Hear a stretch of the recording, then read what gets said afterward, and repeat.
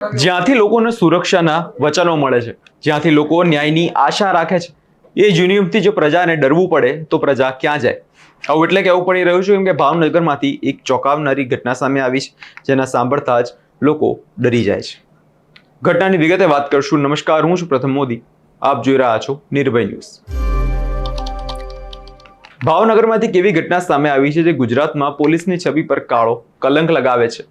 પોરબંદર ખાતે ફરજ બજાવતા પીએસઆઈ પરમાર વિરુદ્ધ ભાવનગરની એક યુવતીએ દુષ્કર્મ અને બ્લેકમેલિંગની ગંભીર ફરિયાદ નોંધાવી છે. હા, એ જ માણસ જે ફરજ પર હોય તો લોકો તેમને રક્ષક કરતા હોય છે, તે આજે ભક્ષક બની ગયા છે. યુવતી ભાવનગરની અને પીએસઆઈ પરમાર પોરબંદર ખાતે ફરજ બજાવતા હતા. સંપર્ક થયો, પ્રેમ વાતો શરૂ થઈ. યુવતીના કહેવા મુજબ પીએસઆઈ પરમારે પ્રેમના બહાને તેમની સાથે શારીરિક સંબંધો બાંધ્યા અને તેમને હેરાન કરવામાં આવ્યા. આવો ગુનો સામાન્ય માણસ કરે તો તરત જ કડક કાર્યવાહી થતી હોય છે, પણ જ્યારે પોલીસના માણસો જ ગુનેગાર બને તો કે સિસ્ટમ પર શરમથી ડૂબી જવું જોઈએ. યુવતીએ હિંમત બતાવી અને ભાવનગરના નીલમબાગ પોલીસ સ્ટેશન ખાતે તેમને ફરિયાદ નોંધાવી. ફરિયાદના આધારે ભરતનગર પોલીસ સ્ટેશન મથક પીઆઈ અને પીએસઆઈ પરમારની ધરપકડ કરી.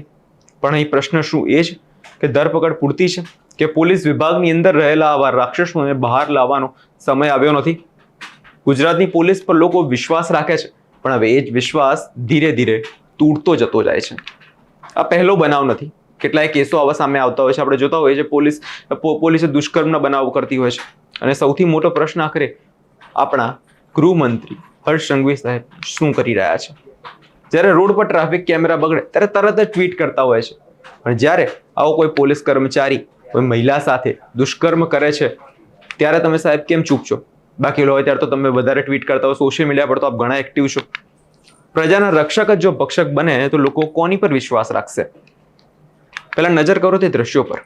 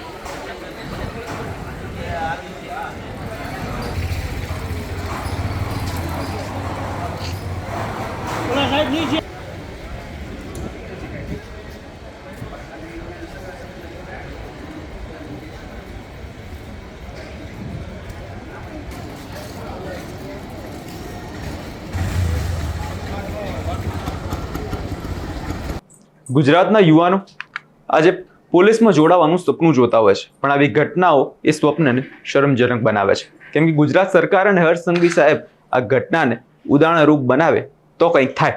બાકી પીએસઆઈ પરમારની ધરપકડ ફક્ત શરૂઆત છે. અંત અત્યારે જે ગણાશે જ્યારે પોલીસ અંદરથી આવી માનસિકતા ધરાવતા લોકોને બહાર કાઢી મૂકવામાં આવશે.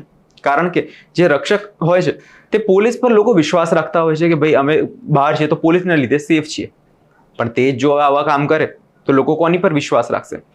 હર્ષ સંઘવી સાહેબ, લોકો પૂછી રહ્યા છે કે આ દીકરીને ન્યાય મળશે કે નહીં મળે, કે હવે ખાલી વાતોની જેમ દુષાંત કરી દેશો? તમારો શું અભિપ્રાય છે તે કમેન્ટ કરી જરૂરથી આપજો અને અમારી ચેનલ નિર્ભય ન્યૂઝને લાઇક, શેર અને સબસ્ક્રાઇબ કરવાનું ભૂલશો નહીં.